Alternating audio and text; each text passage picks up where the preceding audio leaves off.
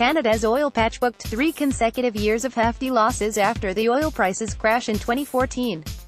This year, the industry is set to post a very slim gross profit, the first profit in 4 years.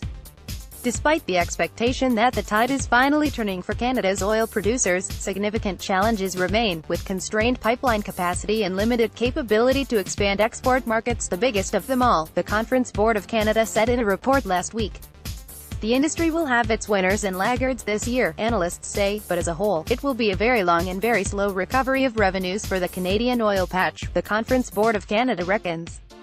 Rising oil prices and production will help the oil industry to turn to profitability this year. It is expected to generate a combined $1.1 billion, $1.4 billion in pre-tax profits on revenues of $73.2 billion.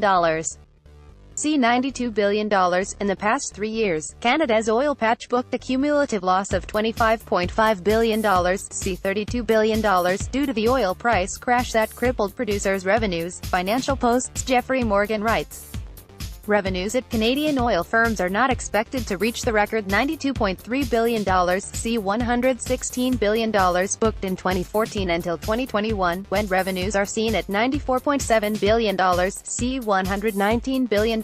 We just don't expect oil prices to get back to where they were in 2014 anytime in the foreseeable future, and so the end result is that it's a very long, slow recovery in terms of the revenue picture, said Michael Burt, Director, Industrial Economic Trends at the Conference Board of Canada. The cost cuts in the downturn will help the industry to enjoy a meager combined pre-tax profit this year, but the sector is not poised to return to booming growth in financial performance, and only the very best of the projects will go ahead in the next 5 years, Burt told Financial Post. Canada's crude oil production is expected to rise by an average annual rate of 3.4% between 2018 and 2022, with the vast majority of that increase coming from the oil sands. However, the competitiveness of Canadian producers is undermined by domestic bottlenecks in pipeline takeaway capacity and surging U.S.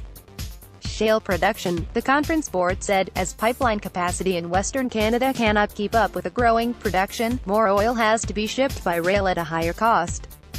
This causes a price differential between Canadian oil prices and other global benchmarks, resulting in foregone profits for Canadian oil producers. Canada will also need to rely on new pipelines to expand into new export markets, which might soon become crucial given soaring U.S. oil production, the board said. In recent months, transportation bottlenecks widened the discount at which Western Canadians select WCS, the benchmark price of oil from Canada's oil sands delivered at Hardisty, Alberta, trades relative to West Texas Intermediate WTI.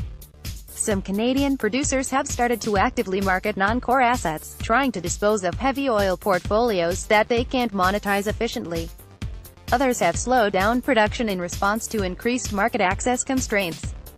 In addition, Kinder Morgan's Trans Mountain Expansion Project, a pipeline designed to take more oil out of Alberta to the British Columbia coast, now hangs in the balance more than ever before, after Kinder Morgan said it would suspend the project entirely if the legal issues surrounding it cannot be resolved by May 31, according to National Bank financial analysts. Regulatory and fiscal headwinds continue to challenge the Canadian sector, creating a difficult investment environment. The bank also expects Canadian oil prices to continue to be volatile and weak through 2022, due to the limited takeaway capacity, with Canada's oil discount at $18-22 over the next 4 years. Yet, the analysts are optimistic that some producers would do better than the industry average this year. These are Canadian Natural Resources, Crescent Point Energy, Enerplus Corp., and Whitecap Resources. Canadian Natural is one of just 2 companies that analysts at Peters expect to report rising production and cash flow in Q1 over Q4 2017, when companies start to report Q1 earnings later this month. The other is Tourmaline Oil Corp. According to Peters, Canada's oil patch may be in for a first, albeit paltry, pre-tax profit for the first time in 4 years, but without additional takeaway capacity, the industry could see its competitiveness further eroded. By Svetlana Paraskova for oilprice.com or top reads from oilprice.com.